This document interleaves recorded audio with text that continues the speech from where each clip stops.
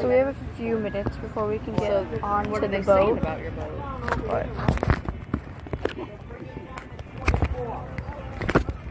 it's right there. Here we go, we're on the boat. We're going places. And I have this tiny chair by myself because all the other ones are not good. Well, coming up here on our port side, about 11 o'clock right now, you will see a long half-a-mile stone wall, which is referred to as the Dog Bar Breakwater. This was built to help protect the Gloucester Harbor from the fury of the Atlantic Ocean.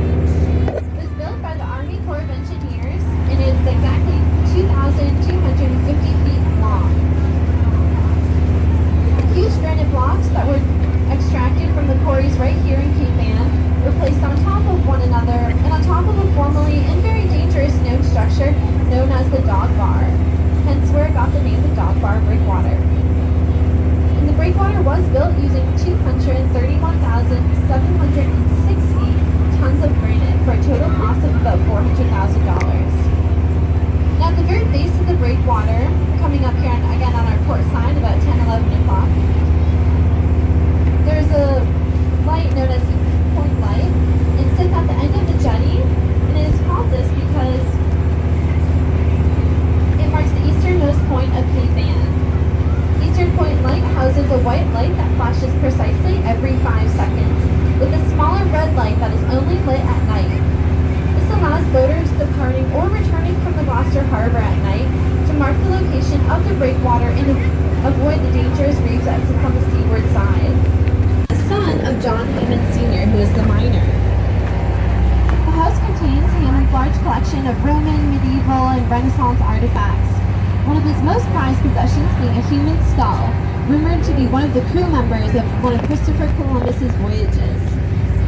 Hammond had also installed some very unique features into his castle, such as a drawbridge, a laboratory, an indoor pool that could be drained with the flip of a switch and filled back up with seawater, an outdoor pool with a special dye that was developed by Hammond himself to make it have the illusion of about 2 feet deep, when in reality it was 8.5. There were rooms with hidden doors and secret passageways, a library with a whispering ceiling, and a courtyard with special overhead pipes and wiring to stimulate rainfall and twinkling stars.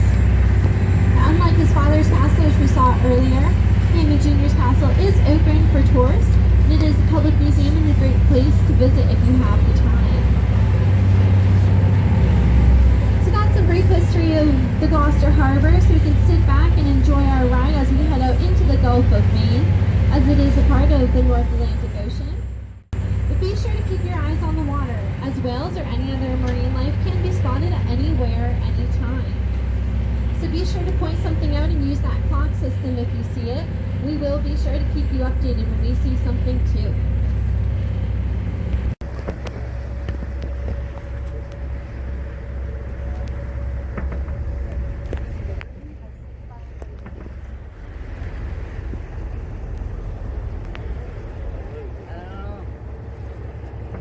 Sunk down a little bit deeper. There wasn't a tree dive. She may go underneath us. Watch for those flippers on either side of the bow.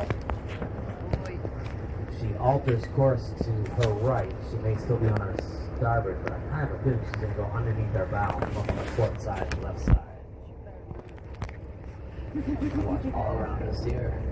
She didn't really go down on a deep dive though, so I don't think she's going to be down beneath the surface for very long.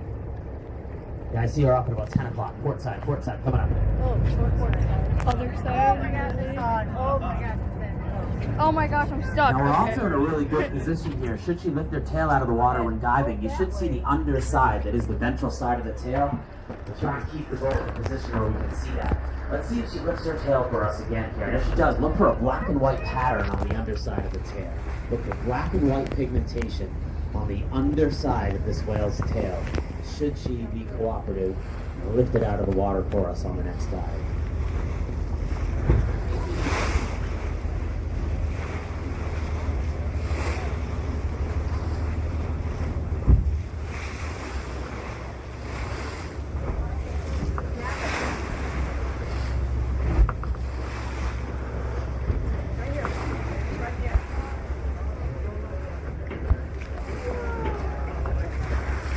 that was very cooperative. Oh my god, I don't want to get out of the bathroom because the boat's moving so fast. It's already hard enough to walk around in here. At the Southern Jeffries Ledge, and I can't wait to do it.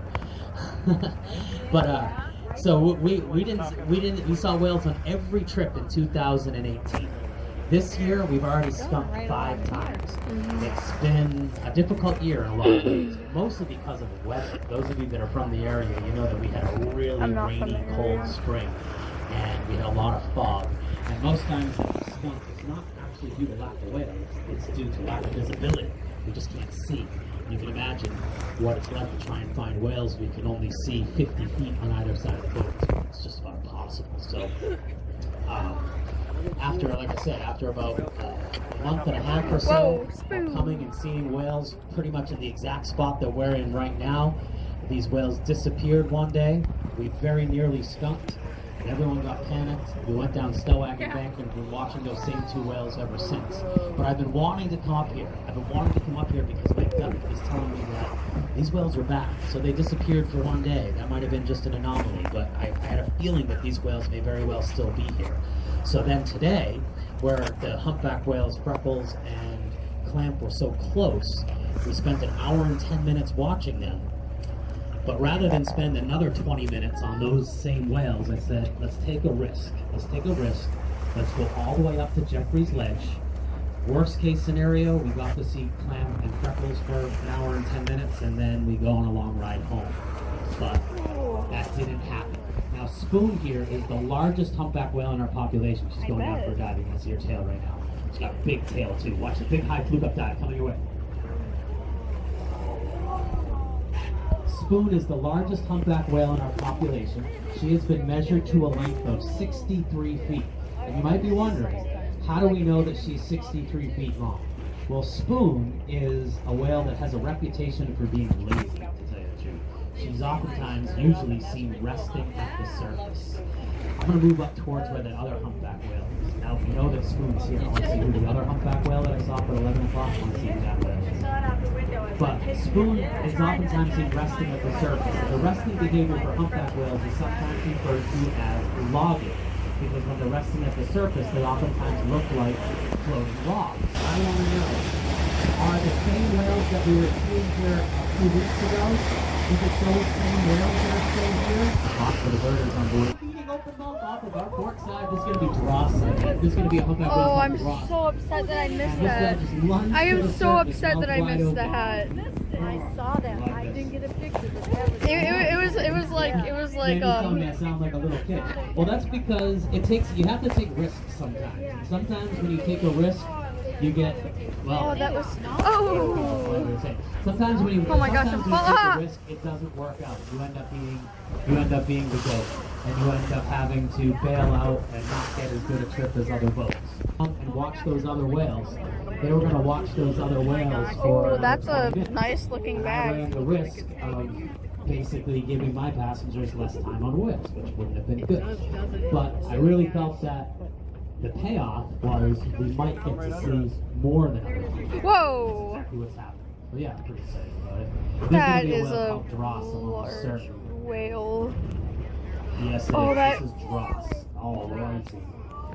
So, dross is a whale that we've on occasion seen feeding. He's gonna get close. At 11 o'clock, if the fish are close enough to the surface, you're going to see this whale lunge, mouth open, through the bubble cloud. Oh my gosh. Wow, come on, wow, come on. Hi, Angie. I haven't seen. Oh, right there. Bubbles. See those bubbles? That ring? Yeah.